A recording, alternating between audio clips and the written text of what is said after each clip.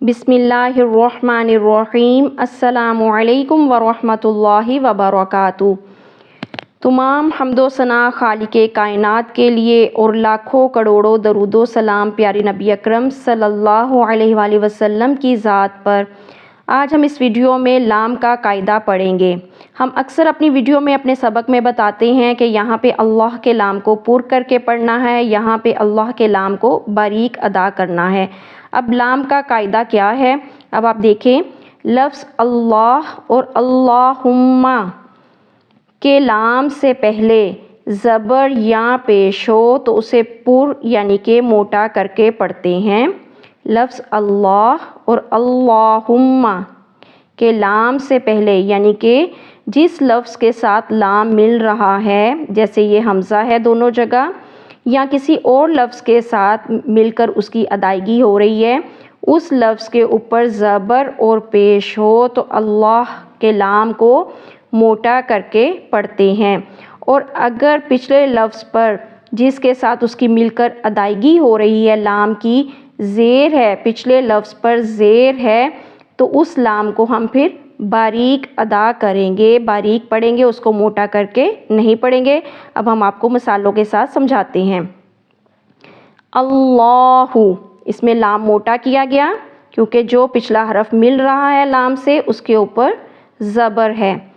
तल्लाही, पिछले हरफ पर ज़बर है ता पे, क्योंकि वो लाम के साथ मिल रहा है, इसलिए ज़बर और पेश वाले अल्फाज जो लाम के साथ मिलकर पढ़े जाते हैं उसमें लाम को मोटा करेंगे। तल्लाही, मीनल्लाही, यहाँ पे भी ज़बर आ गई।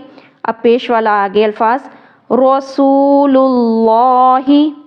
अब ये देखें, अल्लाह के लाम से पहले जिस लफ्ज़ के साथ लाम को मिलाया जा रहा है उस पर पेश आ गई, तो तब भी ये लाम मोटा करके पढ़ा जाएगा। रसूलुल्लाही, सुब्हानकल्लाहुम्मा। अब ये देखिए, ये लफ्ज़ हम अपनी नमाज जब शुरू करते हैं तो इसी लफ्ज़ के साथ शुरू करते हैं, तो इसी में ही हम मिस्टेक कर देते हैं, हमें पता ही नहीं कि यहाँ पे हमने लाम को मोटा करके पढ़ना है। सुब्हानकल्लाहुम्मा, क़ालुल्लाहुम्मा, क़ालुल्लाहुम्मा। अब आपने मिसाल देख ली, अल्लाह के लाम से पहले ज़बर या पेश वाले अल्फाज हों जिसके साथ हम लाम को मिला रहे हैं तो इस लाम को फिर मोटा करके पढ़ेंगे।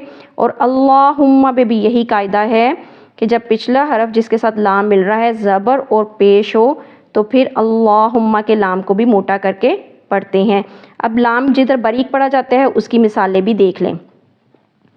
बिस्मिल्लाही, अब देखें ये लाम जिससे मिल रहा है मीम के साथ, पीछे ज़ेर है तो लाम बारीक पढ़ेंगे। बिस्मिल्लाही, हालांकि लाम ये जो है अल्लाह का ही नाम है लेकिन ज़ेर की वजह से बारीक अदा किया। बिस्मिल्लाही, बिल्लाही, लिल्लाही, आऊज़ु बिल्लाही, आऊज़ु बिल्लाही।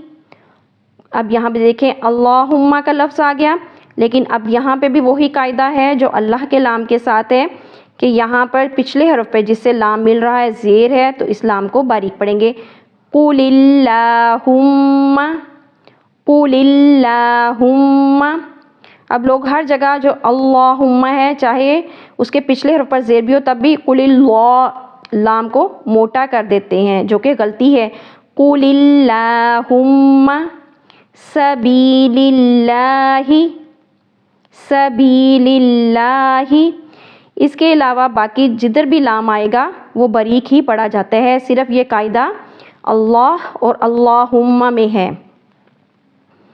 अब ये देखिए, ये जो दूसरे लाम हैं हरूफ में वो सारे बारीक ही पढ़े जाएंगे, चाहे उनसे पिछले हरफ पर जिससे लाम मिल रहा है ज़बर हो, ज़ेर हो, पेश हो।